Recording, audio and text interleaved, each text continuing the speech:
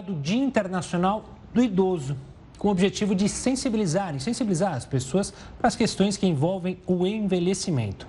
Para falar mais sobre esse assunto, a gente conversa agora com Daniela Gomes, geriatra da Sociedade Beneficente Alemã. Daniela, uma boa noite, obrigado pela participação aqui conosco. Existe alguma receita de como envelhecer bem? Boa noite, Gustavo. Boa noite, Camila. Para mim é um prazer estar aqui. E existe. A gente pode deixar uma receita de bolo aqui de como envelhecer bem. Então, vamos lá, também.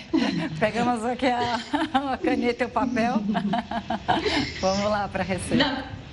Na verdade, o segredo é fazer atividade física regular, desde jovem, preferencialmente, 30 minutinhos, 5 vezes por semana. É muito importante não fumar, muito importante, se for ingerir álcool, que o faça com moderação, ter uma alimentação saudável e passar regularmente com o médico, obviamente, para controlar as doenças, se assim a pessoa tiver. E, sem dúvida nenhuma, a dica mais valiosa, ter interação social com outras pessoas da mesma idade que a sua, né? Então, idosos têm que procurar outros idosos como amigo e também ter uma mente ativa. Isso é muito importante, aprender coisas novas e também ter novos hobbies, né? Por que não? Então, isso é muito importante, sem sombra de dúvida.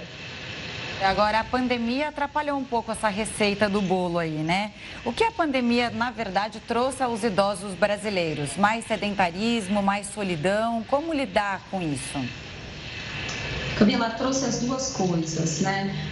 E você sabe que o sedentarismo, cerca de 40% dos idosos já não faziam atividade física e a pandemia, sem dúvida nenhuma, piorou isso. A solidão também. Hoje em dia, a gente considera a solidão como um fator de risco, acreditem só, como a obesidade ou então como o cigarro no envelhecimento. Acaba trazendo uma série de prejuízos, declínio cognitivo, depressão. Então, é muito importante que a pessoa, mesmo tendo que fazer o isolamento social, volte a fazer alguma atividade ao ar livre, de forma segura, usando máscara, ou então faça atividade dentro de casa, use a rede social para se conectar com familiares, com filhos. É muito importante que isso seja feito, porque está trazendo prejuízo, principalmente em termos de mobilidade e depressão.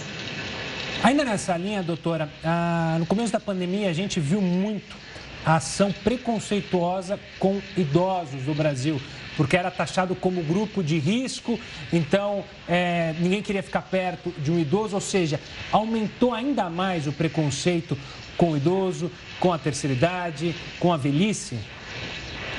Aumentou sim, Gustavo, e isso acaba trazendo um prejuízo, né? Principalmente quando a gente pensa na autoestima.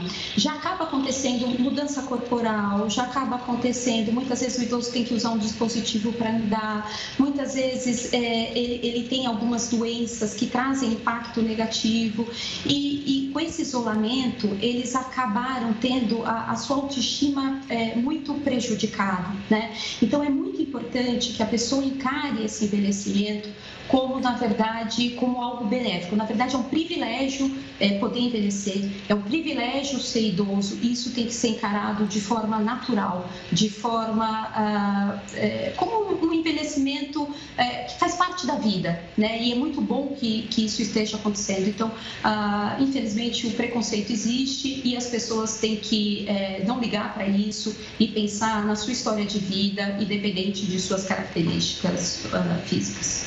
Doutora, uma outra questão é o seguinte, as pessoas estão vivendo mais, né? Antigamente, na época dos meus avós, por exemplo, as pessoas viviam até 50, 60 anos, era difícil a gente ver alguém com uma idade superior a 80 anos. Hoje a gente já vê que tem várias pessoas atingindo o centenário, né?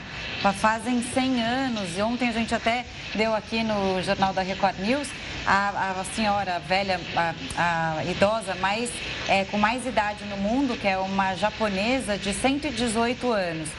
Agora, essa perspectiva muda, então, em relação ao tempo de vida e o que a gente tem que fazer? Porque hoje, eu, por exemplo, tenho 40 anos.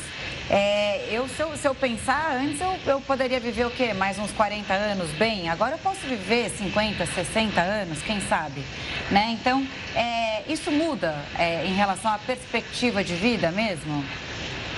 Sim, muda, né? E é muito importante ter um planejamento para isso, né? Do mesmo jeito que a gente está falando que a pessoa deve fazer uma alimentação saudável, praticar atividade física para evitar o aparecimento de doenças. E o muito importante, Camila, é o seguinte: a pessoa ela tem que viver mais, ela está vivendo mais, mas hoje, infelizmente, ela não está vivendo livre de doenças e livre de sequelas. Então, o que a gente tenta muito fazer é fazer com que a pessoa envelheça com qualidade de vida. Então, quando a gente fala que depende muito da pessoa em uma receita de bolo, é justamente por conta disso, porque são coisas simples, são coisas fáceis, que só depende da pessoa e que ela pode mudar o seu histórico natural, mudando esses fatores de riscos que a gente fala que são modificáveis, né? Então, do mesmo jeito que ela tem que cuidar desses fatores, ela também tem que pensar em ter uma condição econômica favorável, em ter amigos para que se relacione,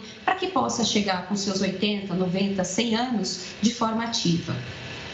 Doutora, eu queria saber do papel da família no envelhecer. É primordial uma família que justamente fique atenta ao seu avô, à sua mãe? Ela pode atrapalhar o envelhecimento de alguém, a postura da família, ou pode ajudar? Pode sim, Gustavo. Na verdade, quando a gente estava falando de solidão, né? Quando a gente pensa, imagine só, você idoso, morando com mais 2, 3 membros na sua casa, né? Filhos, netos, enfim, que é uma constituição familiar frequente que a gente vê aqui no Brasil, né? Imagina que você fica o dia inteiro sozinho, porque essas pessoas trabalham, e quando essas pessoas chegam, também acabam fazendo os seus afazeres ali, não tendo esse tempo para conversar com você, para ter um tempo de qualidade, para perguntar como foi o seu dia, ou para conversar sobre desejos futuros, o que quer fazer no próximo fim de semana, por exemplo. Então, imagine só, você fica só morando com familiares. Então, a família pode atrapalhar sim. Uma outra coisa que a família acaba atrapalhando muitas vezes, e aí com o intuito até de ajudar, é fazer com que esse idoso perca a autonomia. Então, quando a gente fala em autonomia, a gente fala no poder de decisão. Eu quero fazer isso e eu vou fazer isso. Muitas vezes as famílias acabam não permitindo que o idoso faça determinadas coisas, até no sentido de proteger. Isso acaba também, muitas vezes, atrapalhando a vida desse idoso, né? Doutora, muito obrigado pela participação. Um forte abraço e até a próxima.